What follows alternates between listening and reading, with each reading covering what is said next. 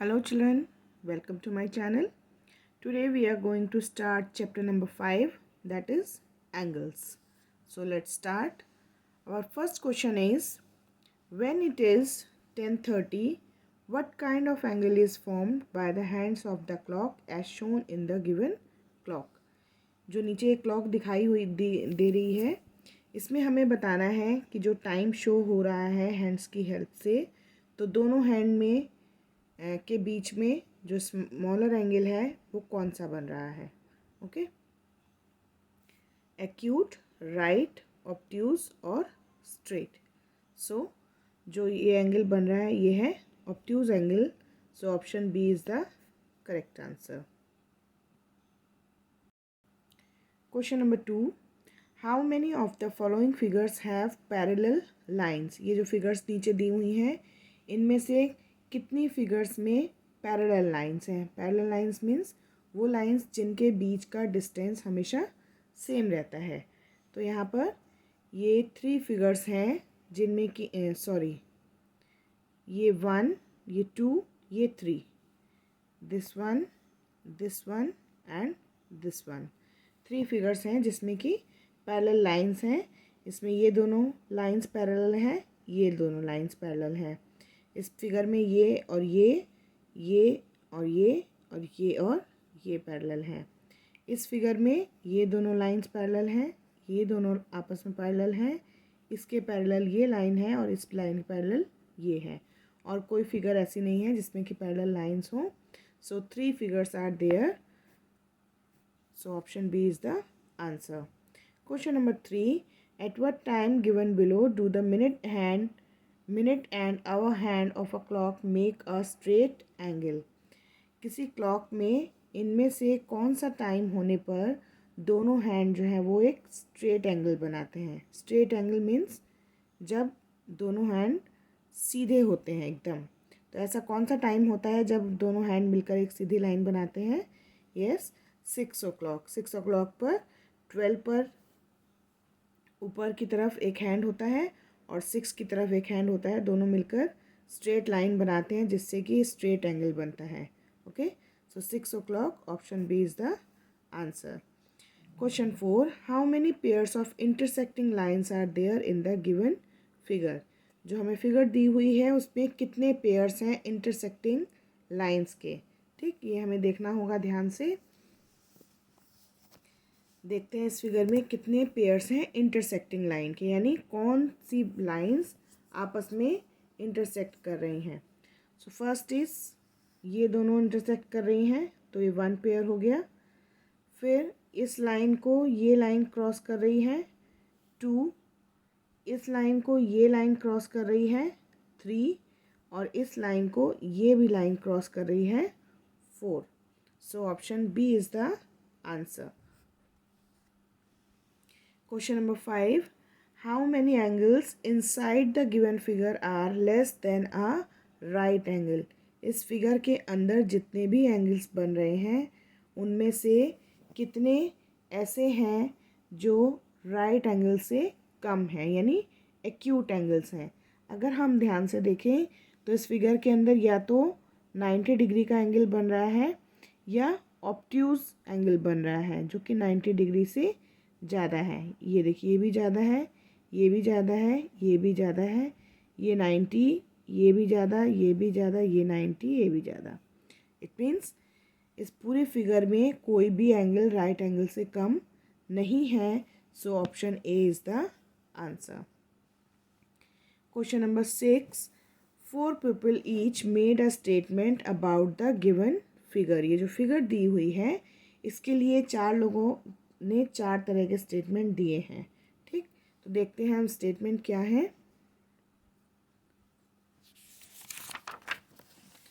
Statement हमें क्या क्या पता चल रहे हैं देखते हैं। एक ने स्टेटमेंट दिया है, I can see 6 pair of perpendicular lines. Second statement है, there are 7 angles in the figure. Third है, there is only 1 pair of parallel line. And fourth is 6 of the angles are less than a right angle. ठीक है, तो इनमें से हमें देखना है कि कौन सा स्टेटमेंट ट्रू है। अगर हम चारों स्टेटमेंट को ध्यान में रख के फिगर को देखेंगे तो हमें पता चलेगा कि स्टेटमेंट जो फर्स्ट है वो केवल ट्रू है कि आई can see 6 pair of perpendicular lines, की इसमें 6 परपेंडिकुलर लाइंस के पेयर्स दिखाई देंगे। सो किसका स्टेटमेंट करेक्ट है? ज्योति। एंड ज्योति कौन से ऑप्शन पे है? A. So option A is the correct answer. Question number 7, an angle which measures 180 is called acute, obtuse, right और स्ट्रेट एंगल। कौन सा एंगल होगा? 180 degree straight angle. So option D is the correct answer.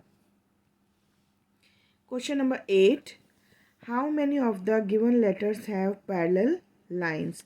कितने जो ये यहाँ पर figures दी हुई हैं इनमें से जो लेटर्स की फिगर हैं इनमें से किन किन फिगर्स में पैरेलल लाइंस हैं? तो देखते हैं हम ध्यान से। एल, जी एंड आई, तो 3 फिगर्स में पैरेलल लाइंस हैं। So option C is the correct answer. Question number 9, which of the following is not drawn in the given figure. ये एक फिगर यहाँ पर ड्रॉ की गई है। अब हमें बताना है इन चारों ऑप्शंस में से यहाँ पर क्या ड्रॉ नहीं किया गया है। ओके, सबसे पहले ray B D, yes ray B D है। Line A D, yes line A D भी है। देन एंगल बी भी है। Line segment C D, line segment C D यहाँ पर नहीं है, केवल पॉइंट्स हैं लेकिन उन पॉइंट्स को जॉइन करने वाली लाइन नहीं है। तो लाइन सेगमेंट सी डी इसमें नहीं है, वो ड्रॉ नहीं की हुई है। So option D is the answer. Question number 10, the smaller angle in the given clock shows dash angle.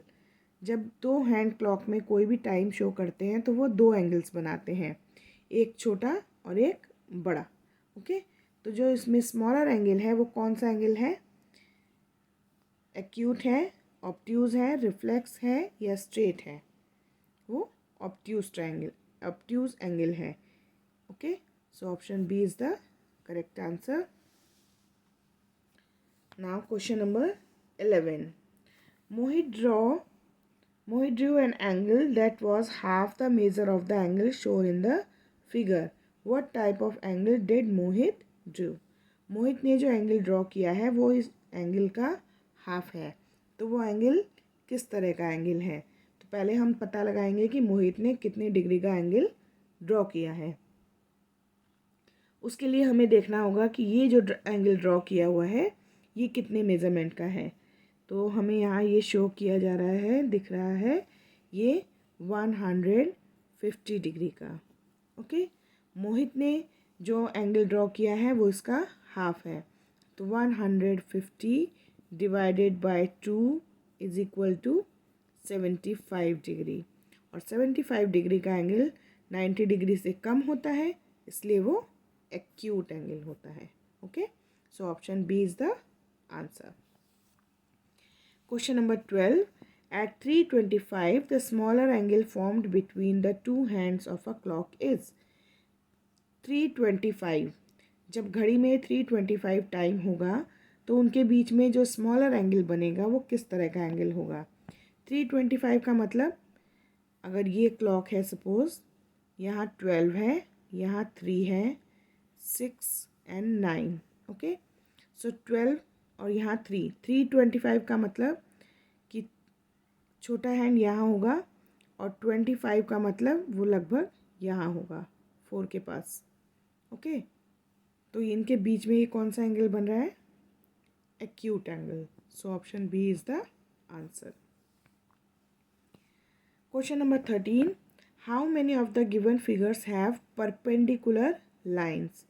इनमें से कितने फिगर्स में परपेंडिकुलर लाइंस हैं? परपेंडिकुलर लाइंस का मतलब कौन सी जो लाइंस एक दूसरे पर 90 डिग्री का एंगल बनाती हैं वो परपेंडिकुलर होती हैं। तो कितने फिगर्स में परपेंडिकुलर लाइंस हैं देखते हैं। इसमें है यहाँ, ये देखिए ये परपेंडिकुलर 90 डिग्री का एंगल बन रहा है और यहाँ भी 90 डिग्री का एंगल बन रहा है। ओके, इसमें नहीं है, इसमें भी हैं ये 90 डिग्री, ये 90 डिग्री, 90 डिग्री, 90 डिग्री, 90, 90। सो इसमें भी परपेंडिकुलर लाइंस हैं, इसमें नहीं है। सो कितने फिगर्स में परपेंडिकुलर लाइंस हैं? 2 figures. So option B is the answer. Question number 14, which type of angle best describe angle Q? जो एंगल क्यू है वो इनमें से कौन सा एंगल है? ऑब्ट्यूज, एक्यूट, राइट और straight? It is an obtuse angle. So option A is the answer. Question number 15, how many angles are more than 90 degree in the given figures? 90 degree से ज़्यादा कितने एंगल्स हैं ये हमें बताना है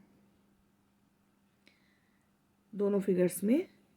सो देखते हैं 1, 2, okay, and 3, 4।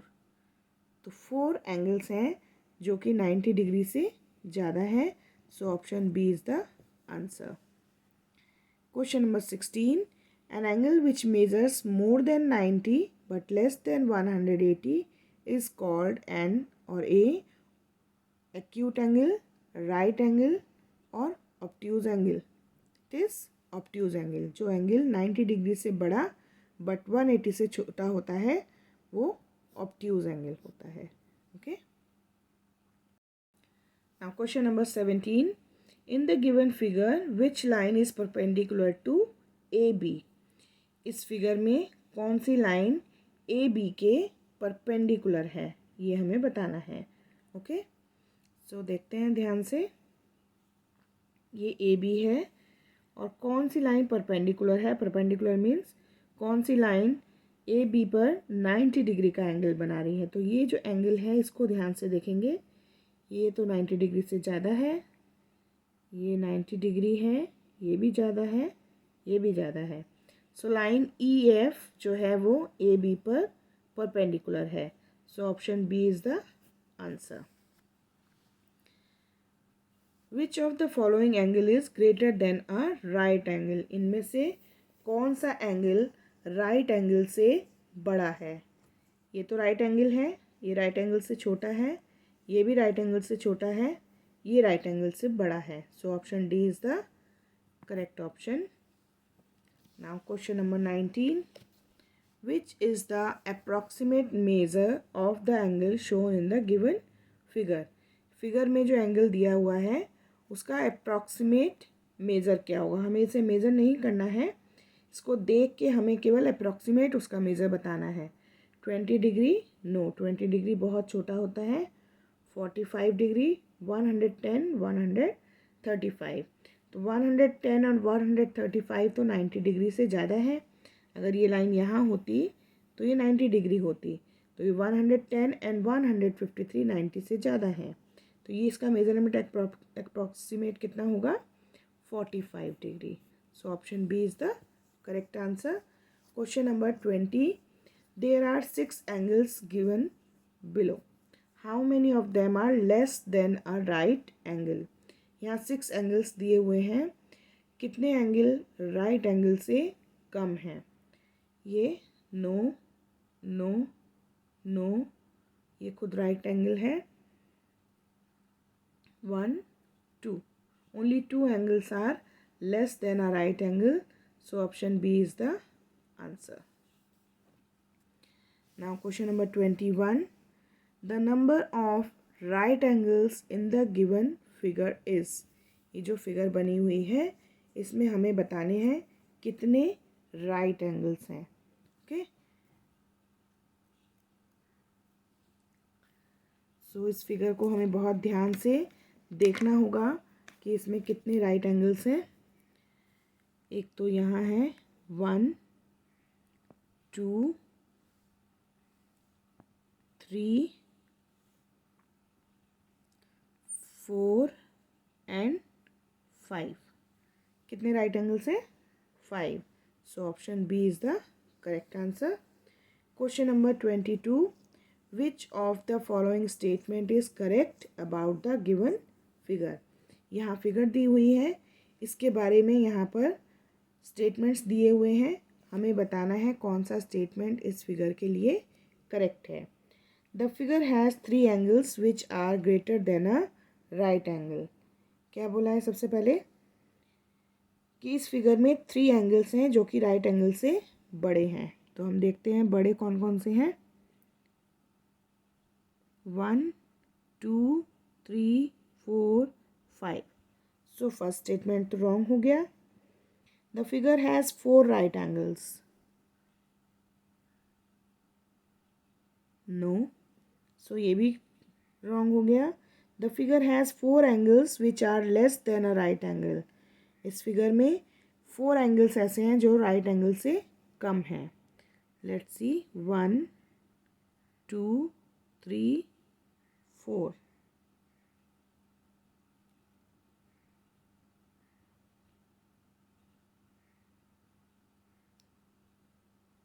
Yes, the figure has 4 angles which are less than a right angle. तो 4 एंगल्स हैं 1 2 3 and 4.